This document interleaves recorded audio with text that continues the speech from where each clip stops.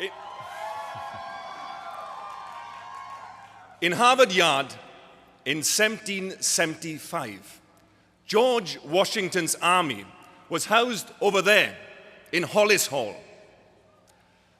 Racked by fear and exhaustion, sustained only by coffee, canteen food, and the promise of future happiness.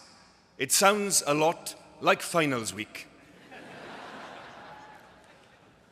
Lined up on the opposite banks of the Charles River were hundreds of my Welsh ancestors, the Royal Welsh Fusiliers, fighting for the British Army against the American Revolution. Wait for it.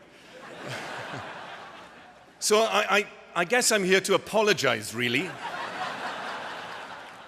You seem to have made a real success of this independence thing. Well done, and thanks. Yeah, it's good.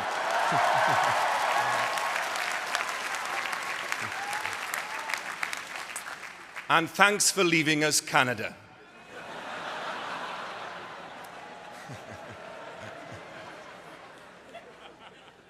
But the people I think about most today are those of my Welsh ancestors that were on this side of the river, fighting for the revolution, who showed an independence of mind, whose spirit I want to invoke today. 14 of the signers of the Declaration of Independence were Welsh, who had found here in America, as I have at Harvard, a space to think and chart their own course, who were inspired by the dream of freedom first forged here that's still troubling tyrants today from Tripoli to Damascus.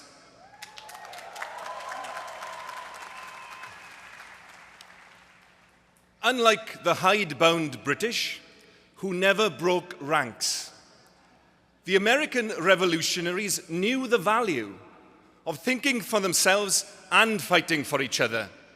They struck out on their own, yet they built something new together.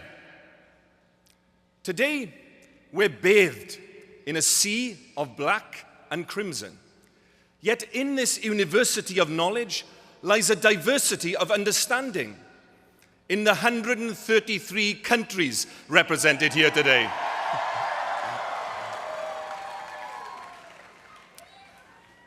And from the proud peacock blue of the Kennedy School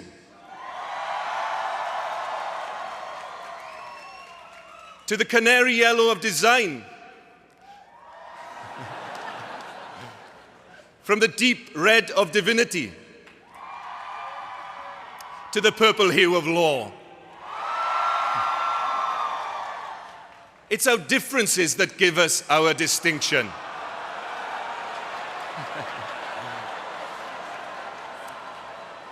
Well, there are 9 graduate schools. I couldn't do you all. We'd be here all day. But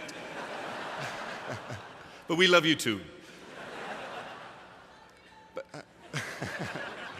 But we live in a world of creeping homogenization. A blue planet that's becoming small and gray, where a language is set to die every 14 days, where globalization has put a Starbucks on every street corner, where Google has made the transfer of knowledge as easy as the click of a mouse. How else would we have finished our dissertations on time?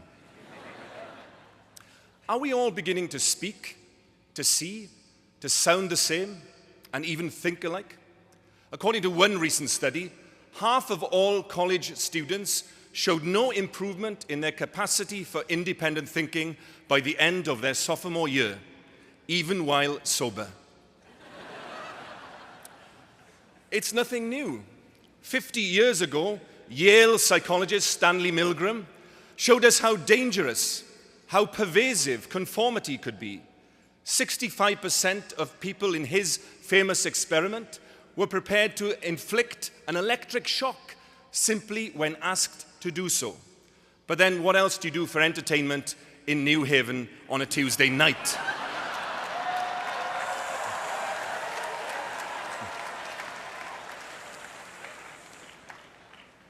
At its best, the university is an incubator of independent inquiry, a cacophony of voices, opinions, arguments, a living debate that reshapes us as we shape it. But here's the irony, that to graduate, we must first master the established theories. So though we're meant to stand here on the shoulders of giants, it can sometimes feel as if that body of accumulated learning, all the tried and tested frameworks and formulas, are weighing down upon us, crushing our creativity and threatening to sink us if we're not careful. In a world where the deepest problems defy easy resolution, surely the greatest risk is not taking risks at all. So, will we have the courage to mount our own quiet revolution? Generations ago, there was an army of people drawn here from many lands that rejected the status quo, that turned their world upside down.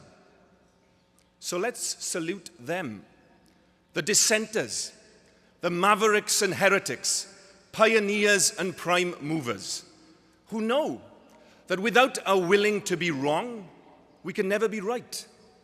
That it's only by questioning what is that we can begin to imagine what might be. That it's in our originality that we will find humanity's greatest hope. The world needs less of the same. It needs us to work together and think for ourselves. It needs the commonwealth of us and the republic of you. So together, let's make today our Independence Day, and in our liberty, strive to serve the common good.